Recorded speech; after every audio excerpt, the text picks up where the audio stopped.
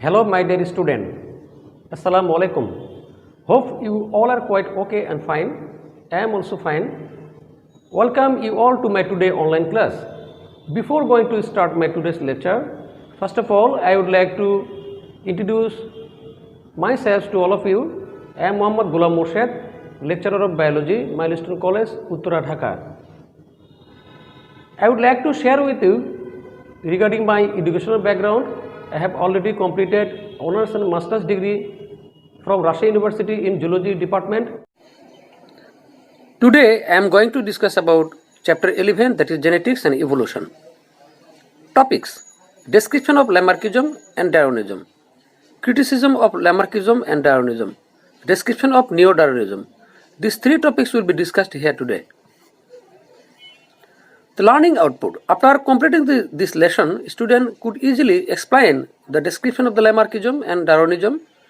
Student can also explain the criticism of Lamarckism and Darwinism, and they can also explain the neo-Darwinism. Now let's discuss about the theories of the evolution. First of all, you have to know about what is evolution.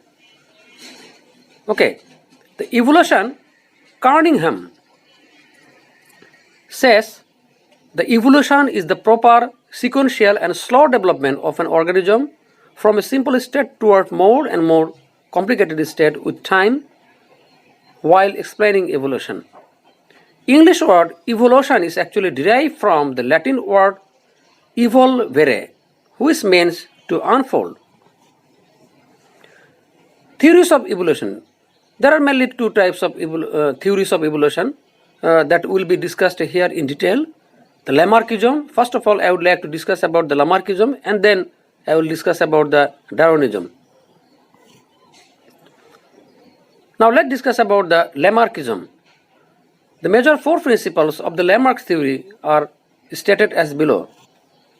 First, number one, the internal forces of life increase the size of organism. The internal life force of an organism can facilitate the development of body and several organs up to a certain limit. Number two, direct environmental effect over living organism. Direct environmental effect over living organism.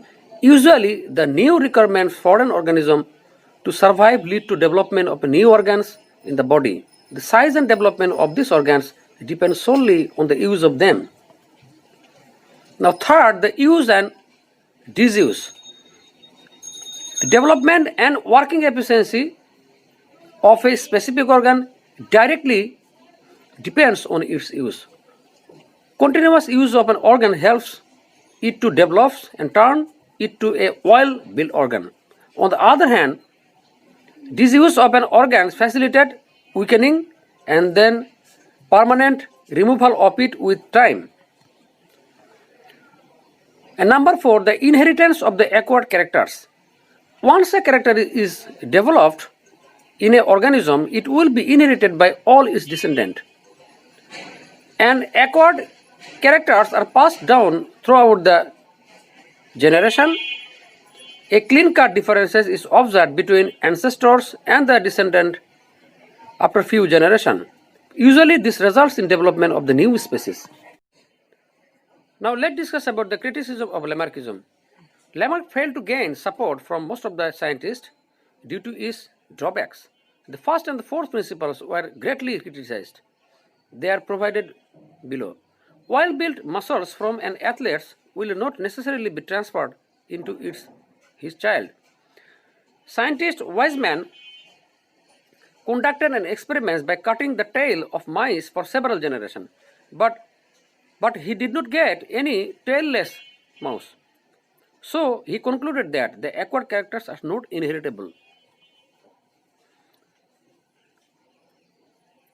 Paynes and another scientist worked with a Drosophila and had grown 75 generations of flies in a dark chamber. But at the time, no blind flies was obtained. Women from the Indian subcontinent is perching their ears and the nose for very long time, but they never get babies with ear, nose, perching since birth. Now let's discuss about the Darwinism. The British naturalist Robert Darwin, 1809 and 1882, is well known for his theory on evolution. The theory is actually known as the theory of natural selection.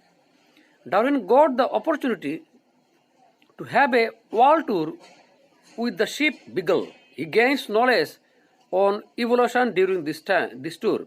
Later in 1859, his world-famous book Origin of Species by Means of Natural Selection was published. The theory from this book is known as Darwinism.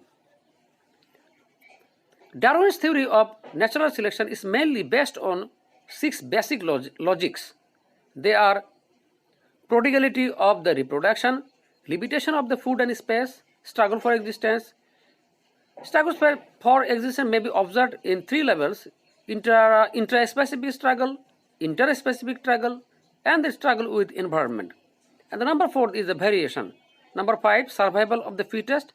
And finally, number 6 is the natural selection and origin of new species. Now first, the prodigality of reproduction. Intensive reproduction rate are usually observed in many organisms of living kingdoms.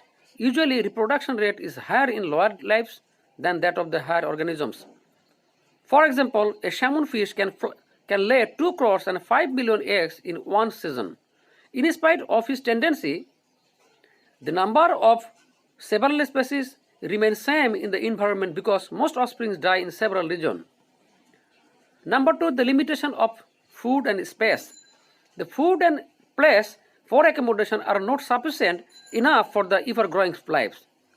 The yielding capacity of the land and the water will never be enough to cope up with reproduction rate of organisms. Darwin thought that the organism have to fight the fact that enough foods and space are not available for all to establish their dominance in a habitat. The number 3, struggle for existence. As organisms have an intense reproduction rate and nature will are not allow the survival of all, organisms have to struggle hard for their survival. Every organism has to fight for essential living requirement, for example, food, shelter, air, water, light, etc. This is actually known as the struggle for existence. 3 types of such struggle are observed in the nature. Number 1, the intra-specific struggle. In the struggle that actually observed among the members from a particular species is actually called the intra-specific struggle. When many saplings are produced under a big tree, most of the saplings die because of the competition for air, water, and light. And the second struggle for existence is the inter-specific struggle. Okay, when member from 2 or more species fight for the resource necessary for survival, it is called the inter-specific struggle. Different species have a predator-prey relationship rather than having a friendly interaction. And the number 3, the struggle with environment. Living organisms have to fight against harsh environmental conditions for their survival. Rain, drought, earthquake, cyclones are natural disasters that can negatively affect the organism. And the number 4 is the variation. 2 organisms are never identical. Even members from a particular species can vary in their features. This is called the variation. According to Darwin, the changes in physiology due to continuous struggle usually are transferred to the offspring. With time, these changes can come out as a new character. Positive variation helps an organism to survive in the environment. So this is called the key to evolution. And number 5, survival of the fittest. Those organisms that have adapted to variation that can facilitate survival usually survive struggle for existence. On the other hand, those that can not survive are existence from the nature. So those with variations for surviving struggle against harsh nature are considered as the fittest. Usually these variations are inherited by the offspring of that particular organism and have upper hands in the survival contest. And the natural selection and origin of new species. According to the Darwin, The organism that can survive the struggle for existence usually possesses characters that helps them to survive in further struggle. They are selected by nature. Organisms can be favored by nature in this survival struggle, for organism can be selected by nature. On the other hand, unfit groups are gradually demolished as they can not survive the competition of unnecessary living resource. Now let's discuss about the criticism of the Darwinism. Variation is considered as the key to evolution in Darwinism, but the mechanism of developing variations and the inheritance of them throughout their descendant were not explained in this theory.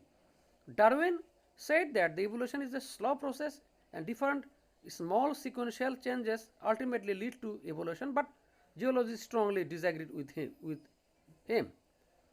They claim the evolution to be a faster process. Moreover, Darwinism had failed to explain the presence of unnecessary and dysfunctional organ in several organisms. Darwin could not show a proper reason behind the variation due to the lack of knowledge about the role of genes in inheritance. He explained that the conspicuous variation is the basis of development of new species, and this is regulated with genes. Gradual mutations are accumulated in a developing new species or subspecies and ultimately facilitate the development of a new species. Nature and characteristics of the genes helps this new species to survive or undergoes extinction in the environment. Now let's discuss about the Neo-Darwinism. During the time of Darwinism, no knowledge about genetics was available. Later these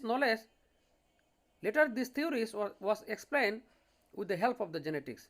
Darwin did not know the mechanism of variation which can be explained with genetics. The new theory derived from the genetics explanation is known as the Neo-Darwinism. Now let's discuss about the explanation given in Neo-Darwinism. Number 1, the natural selection occur in population. Number 2, natural selection is one of the several reasons behind adaptation. Number 3, natural selections occur in germ plasm level. The changes occur in germ plasm are inherited by descendant. According to the germ plasm theory, genetic materials are formed from gonad in gamete. Number 5, to provide explanation on variation, it was stated that the stimulation in a gamete facilitates creation of the variation in following offspring. As a result, new species is developed. Now the homeworks. Write down the comparison between Lamarckism and Darwinism. Thank you for your patient sharing. I think today's lecture was very much effective lecture for all of us. I am humble requesting you all to watch my video lecture for several times that will be discussed here today. If you have any queries regarding my today's lecture, feel free to ask me, or you can also ask your respective subject teacher. Thank you all. Khuda Hafiz.